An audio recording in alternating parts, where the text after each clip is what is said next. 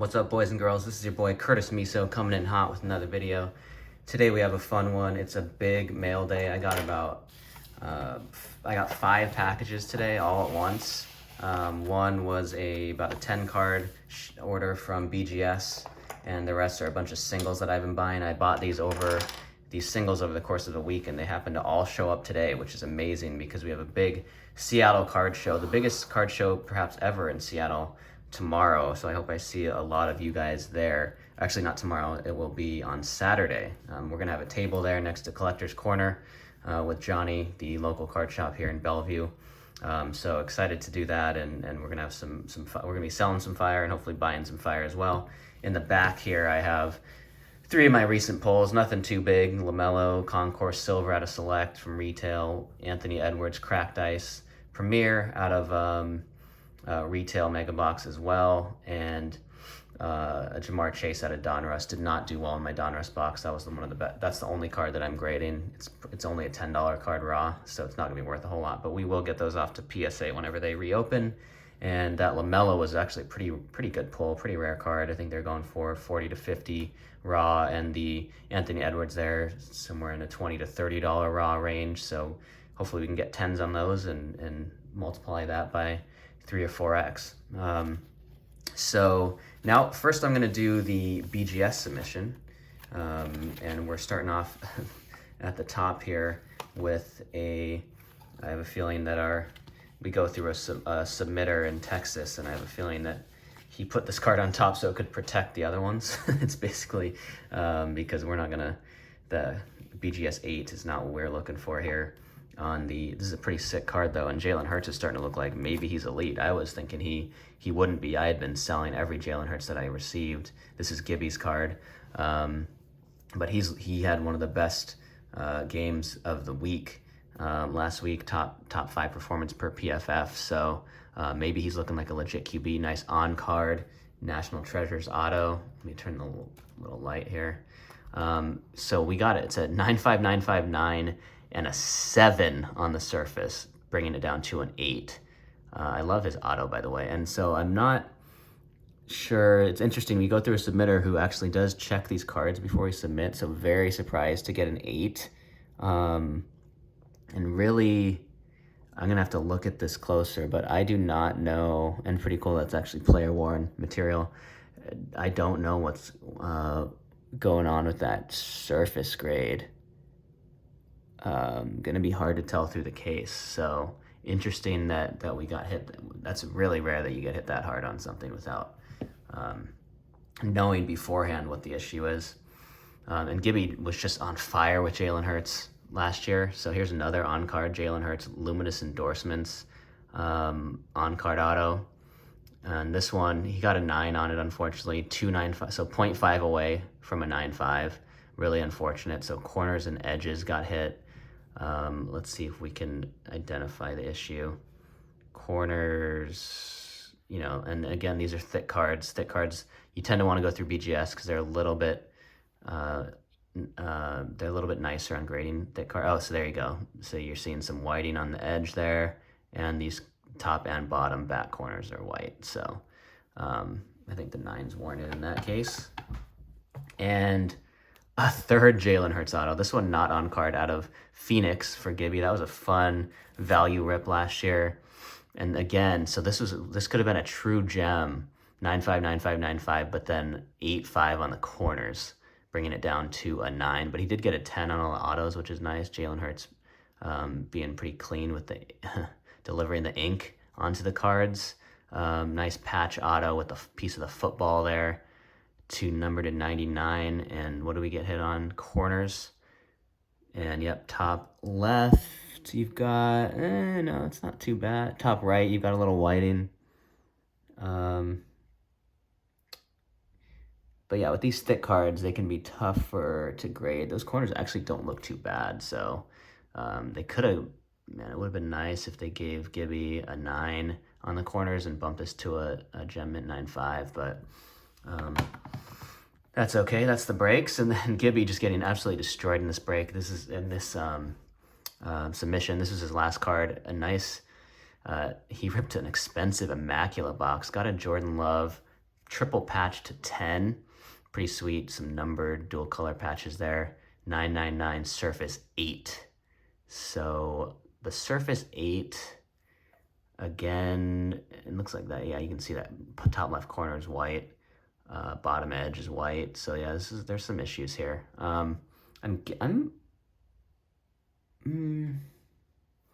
Again, on the surface, it's hard to tell. I don't know if it'd be odd if they hit you with, you know, surface, if they count the patch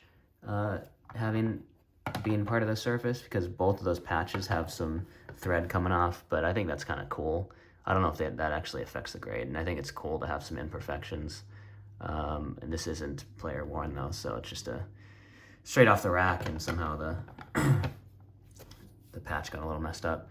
And then a couple of the Borrego's Mike on the Mike's cards. He was trying to make a rainbow of these Kyle Lewis.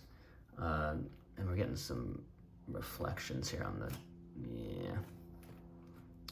He's trying to make a rainbow of these Kyle Lewis RPAs, and then Kyle Lewis got hurt and all his cards have almost gone to 0. but regardless, this is a cool card, number 10 out of 10, triple color patch, out of Topps triple threads. He did get the 9.5 Gem Mint Plus with 2 10s and 2 9.5s, so that's a really nice grade on that one. And he'll be back probably next year at this point.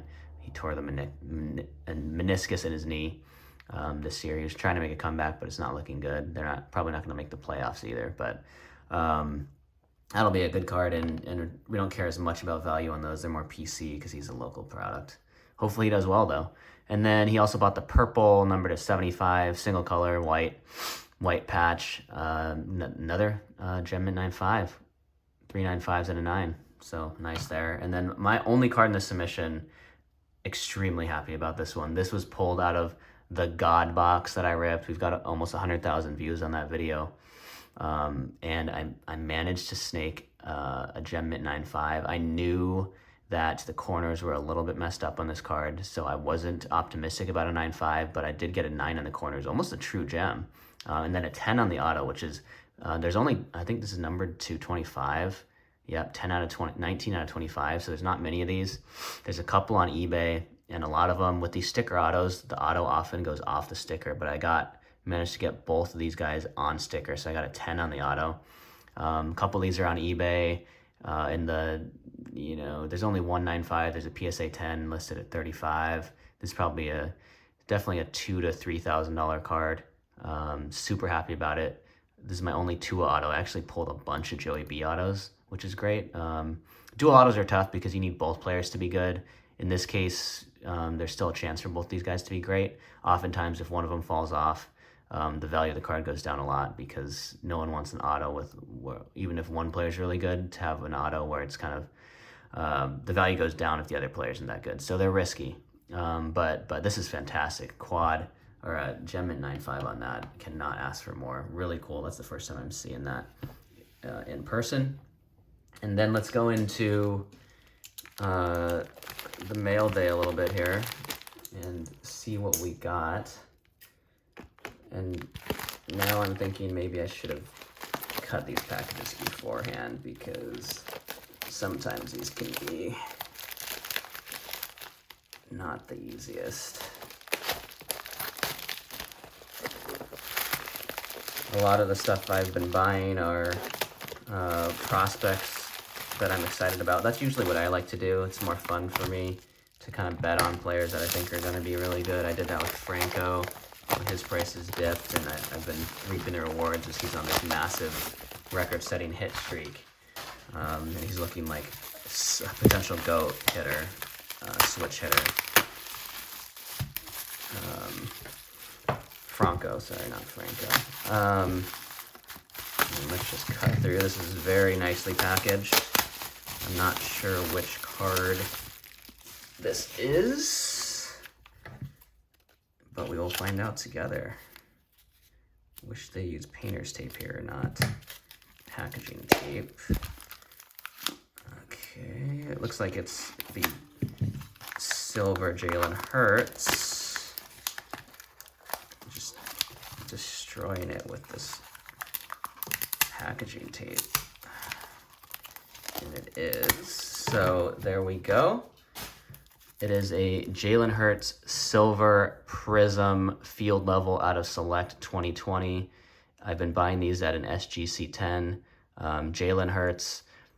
These were selling for $250 prior to his big game, and I still was able to pick this up at $250 the day after, 2 days after his big game, which is a surprise, given that if he keeps playing like that, he's going to be as good or better than Burrow and right up there with Herbert. So, and Burrow's of these are selling for $750, Herbert's are selling for $950. So getting this at $250 feels like an absolute steal. And I wasn't planning on buying any Hertz, but if I can get a share that cheap. And the thing is, I've been building this collection here of these SGC 10. I love Silver Select Field Level. To me is awesome. That's the card I collect for rookies.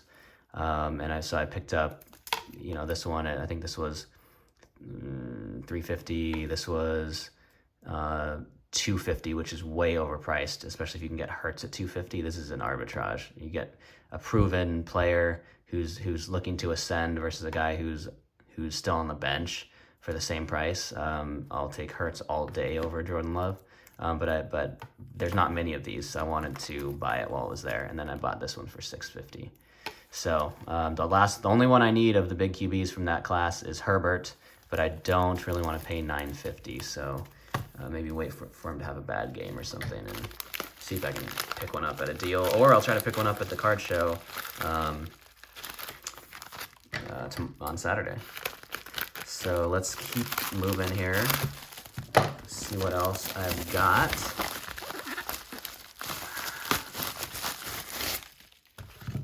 And again, I'm buying SGC 10s as opposed to PSA 10s just because these are largely PC cards, and I don't want to, if I can invest half the dollars, I'd rather do that than pay up for the PSA 10. So for example, a PSA 10, so the SGC 9 of the Herbert's going for $950, but the PSA 10 is going for $1,500 to $2K, so you're paying almost 2x for that. And then here we go. This is going to be something that I might regret, but I had to get some shares in Shohei Ohtani, and had to get the rookie for him, which is the Bowman Chrome. He doesn't have a Bowman Chrome first because he was a prospect from Japan, so this is kind of the rookie. I love to have him batting as a pitcher. I picked this up for $750, which is very steep for an SGC 10 Chrome base rookie. But he could be Babe Ruth, right? He's generational. Had to have a share. Wanted to get it cheaper. The PSA 10s are selling for almost twice what this is going for, and so wanted, again, a cheaper share of Ohtani. I am Japanese, so wanted, excited about him being really good, and then also doing it from pitching. His odds of winning the MVP are 10 times above the next player. So he's definitely going to win the MVP. His stats are off the charts because he's contributing from a pitching standpoint and a batting standpoint. So if he can keep this up, he will be a GOAT, generational talent. The only question is he already had Tommy John surgery, right? So there is injury risk, and that's why I didn't want to buy. Pitchers have much more injury risk than just normal players. So I didn't want to buy. I almost thought about buying a 5K auto, but there's just too much risk there. So I decided to cheap out and go for the $750 Bowman Chrome. I was looking at the tops as well, but the tops one has him, the main tops rookie has him pitching, and I'd actually rather see him batting because that kind of shows off his dual threat, rare ability as a pitcher. Here we have, I can see it already, it's a J-Rod. So I've invested in J-Rod. I'm just checking, I have a meeting in about 10 minutes. I've been investing in, he threw in some extra cards. That was nice. So I've been investing in J-Rod, Julio Rodriguez, number 2 prospect in baseball. Again, a local player. So I love investing in local players because it's PC. If it's a prospect, but if he doesn't work out, that's fine. I'm happy with the cards because he's on my local team. He's been absolutely tearing it up since being promoted to D2 or whatever the hell they call it in the minors. And he's got a huge hit grade. He can really rip it out of the park. So had to get a mojo. Bought this at $200.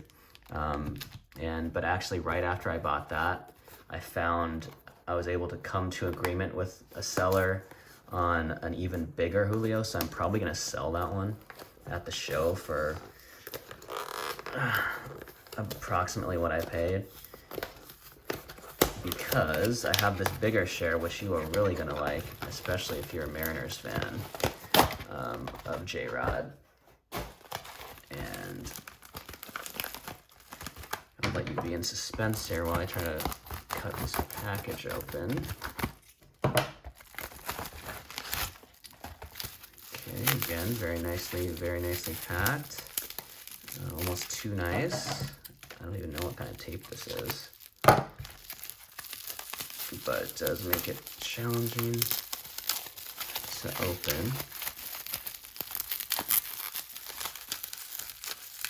Oh, jeez, almost knocked the camera off. Okay, we're getting there,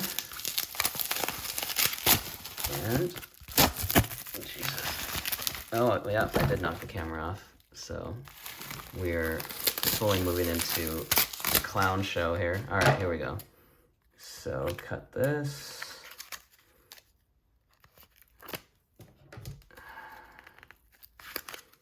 Cut this. Cut that. There we go. Let's see this thing. Good Lord. All right.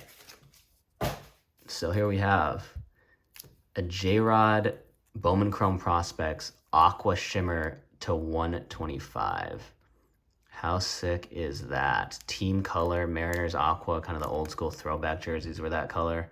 Number to 125. Got this for, I believe it was $750, $700, something like that. We were going back and forth on price for quite a while. I think it might have been $650. It'd feel a lot better if it was $650, but I feel like it might have been $750. I'll have to go back and look that up, but really excited about this. Nice PC card, team colors, pretty cool. I feel like that's a solid price. And looks like someone is at the door. They're a little bit early for our appointment, so that is gonna do it. But this is Curtis Misos signing off. Thanks guys for watching. Hopefully I'll see you at the card show.